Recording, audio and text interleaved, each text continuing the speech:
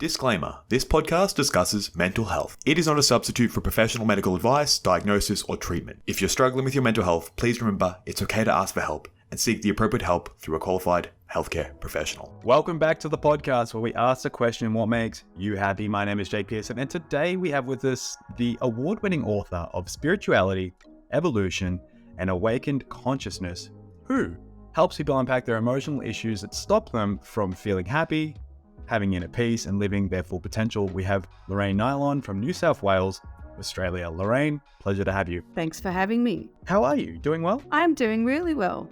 Yeah. And I see you've got a nice background there as well. Is that an art gallery you're sitting in, or is that just your office? Actually, it's my office, but it's at Soulful Water. I've just started that company and it's just launched last week. So that is the artwork that's for sale. Congratulations. Yes, thank you. I'm very proud of it. And it's beautiful artwork. It is the artist that does it. So we come up with the concepts for the books. And then what we decided to do was do some black and white ones and take it to a book launch. That was so popular. So then we coloured it up and away we went. So we officially launched last week. Oh, congratulations. That made me happy. Lovely. And let's segue straight into that. So besides that, what else makes you happy, Lorraine? Well, I love working with people. So collaboration. I don't like competition, but I like when people come together and have a goal and work together and use each other's strengths, support each other. I love a good banter. Like when you're working, it should be fun.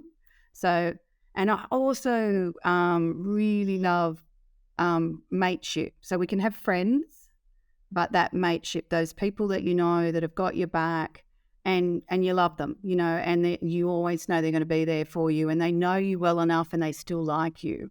So, and I'm very fortunate to have quite a few really, really good mates, and that makes me happy. I think it makes me very happy too. And it's such an important thing that there's more than just being friends, close friends. It's all about being, you know, having someone that has your back.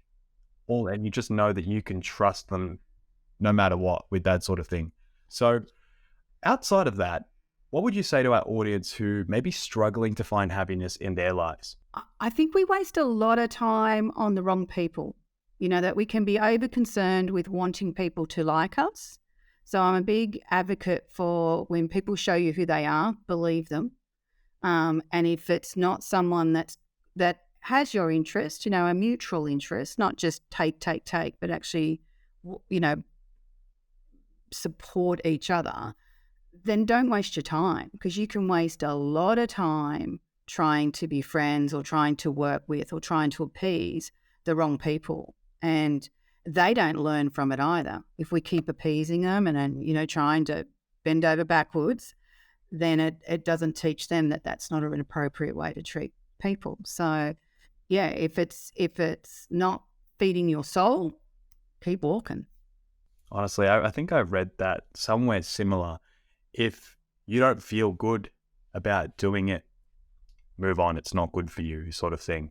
And I've heard a lot of friendships or acquaintances, people I thought were good friends, but something felt off in my gut. And, you know, I thought, okay, well, something's wrong here. Turned out there was something wrong. I walked away from that because I didn't feel good and I felt a lot better. So, you know, leaning into that is super important if you don't feel good. And see, I class myself as a soul intuitive, so I read energy, but I'm not doing anything special. We all read energy. The problem is that we don't trust our awareness. And when we do, you can sort of weed out those people that, you know, they're not going to make you happy, and start looking for the people that will and have that common interest, or that there's the same sort of friendship code.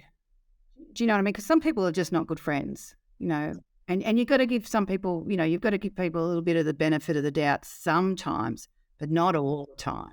Good relationships. If you know that the people around you have good intentions with their connection and relationship for you, it's super important to lean into that and understand who has good intentions in your life, in your circle, and who doesn't. And that can sort of then help you figure out who you want around you. Yeah, and the other thing I would just jump in there and say is don't always blame yourself. You know, there's a spiritual belief that, you know, people are mirroring you back. Well, sometimes they're not. Sometimes people, to put it crudely, are just assholes. Accept it.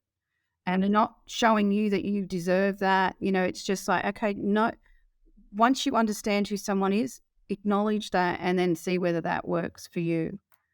So, You said, beautiful. yes, possibly. Oh, well, it doesn't Yeah. matter. It's been said now. Lorraine, thank you so much for sharing all things that make you happy. It's been an absolute pleasure. Thanks for listening to the podcast. We hope it gives you something to think about on your quest to discover what makes you happy. Make sure to check out whatmakesyouhappypodcast.com to connect with today's guest and follow us on all our social media platforms and to stay up to date at what's happening next at What Makes You Happy. Don't forget to share this episode with a friend, and we'll see you next time.